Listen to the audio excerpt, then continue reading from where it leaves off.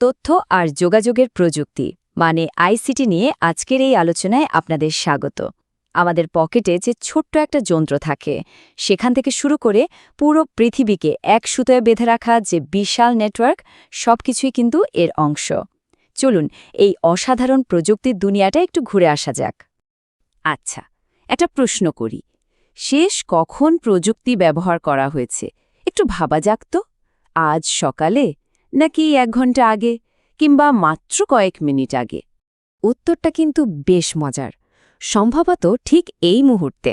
কারণ এই যে আলোচনাটা এখন শোনা হচ্ছে বা দেখা হচ্ছে, এটাও তো প্রযুক্তিরই একটা ব্যবহার, তাই না?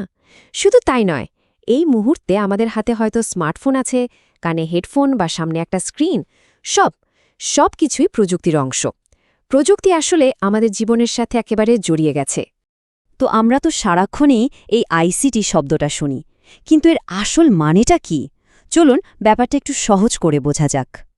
দেখুন, খুব সহজ কথায় বলতে গেলে আইসিটি হলো সেই সব টুলস আর সিস্টেম যা আমাদের তথ্যকে ধরতে, জমিয়ে রাখতে আর একে অপরের সাথে শেয়ার করতে সাহায্য করে।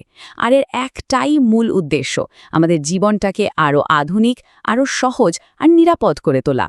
সংজ্ঞা তো বোঝা গেল, কিন্তু বাস্তবে আমাদের জীবনে এই আইসিটি জিনিসটা কিভাবে কাজ করে? চলুন এবার আমাদের খুব চেনা কিছু উদাহরণের দিকে তাকাই। আমাদের তালিকার একদম প্রথমে আছে খুব পরিচিত একটা যন্ত্র, রেডিও। একবার ভাবুন তো, রেডিও কিন্তু শুধু গান বা খবর শোনানোর যন্ত্র না। যখন একজন জেলে গভীর সমুদ্রে মাছ ধরছেন, তখন এই রেডিওর একটা সতর্ক বার্তাই কিন্তু তার জীবন বাঁচাতে পারে। আবার ধরুন, কৃষকদের কাছে নতুন চাষের কৌশল পৌঁছে দিয়ে তাদের ফসল উৎপাদনেও সাহায্য করে। মানে একটা সাধারণ যন্ত্র, কিন্তু এর প্রভাবটা দেখুন কতটা গভীর। এরপর আসছে টেলিভিশন, যা আমাদের সবার ঘরে বিনোদন আর তথ্যের একটা জানালা খুলে দিয়েছে। টেলিভিশনের সবচেয়ে বড় শক্তিটা কি জানেন? এটা শব্দের সাথে ছবিও দেখাতে পারে। আর এই স্লাইডের উদাহরণটা তো সত্যিই অসাধারণ। আমাদের দেশেই অনেকে শুধু টিভিতে একটা কৃষি অনুষ্ঠান দেখেই স্ট্রবেরি চাষে ঝুঁকেছেন এবং দারুণ সফলও হয়েছেন। এটাই প্রমাণ করে যে সঠিক তথ্য মানুষের জীবনকে কতটা বদলে দিতে পারে।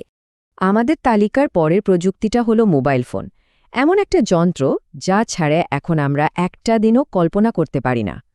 মোবাইল ফোন মানেই কিন্তু শুধু কথা বলা নয়, একটা ছোট্ট এসএমএস পাঠিয়ে মুহূর্তের মধ্যে পরীক্ষার ফলাফলের মতো জরুরি খবর পৌঁছে দেওয়া যায়।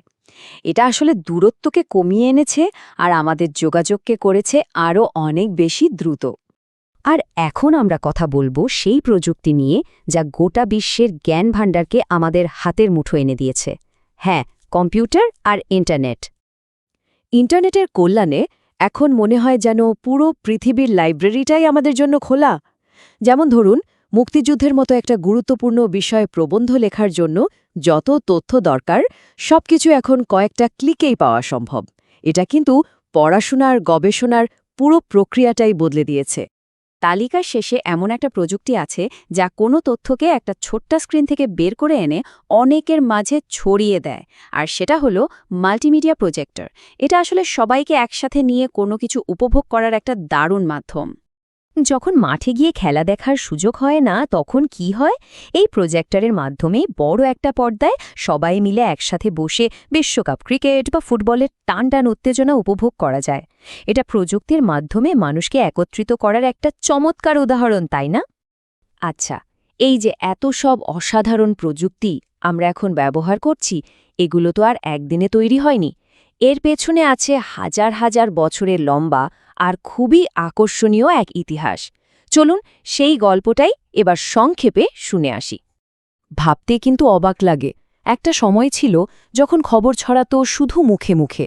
তারপর এলো পাথর বা গাছের ছালে খোদাই করে বার্তা লেখার যুগ। কাগজ আবিষ্কারের পর তথ্য বিনিময়টা একটু সহজ হলো। এরপর ১৯ শতকে টেলিফোন আবিষ্কারের মাধ্যমে প্রথমবার মানুষের গলা তারের মধ্যে দিয়ে বহু দূর চলে গেল। আর তারপর মাত্র ১ শতাব্দীর মধ্যে রেডিও, টিভি, মোবাইল আর সব শেষে ইন্টারনেট এসে সবকিছু কি অবিশ্বাস্য দ্রুততায় বদলে দিল।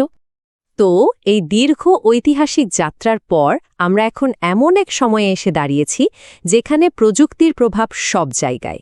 কিন্তু এর আসল গুরুত্বটা ঠিক কোথায়? হাজার হাজার বছরের ধীর গতির একটা ইতিহাসের পর আজ প্রযুক্তির কল্যাণে পুরো পৃথিবীটাই যেন আমাদের হাতের মুঠোয় চলে এসছে। যে তথ্যটা পেতে আগে হয়তো মাস বা বছরও লেগে যেত, সেটা এখন আমরা এক মুহূর্তেই পেয়ে যাচ্ছি। তাহলে মূল কথাটা কি দাঁড়ালো?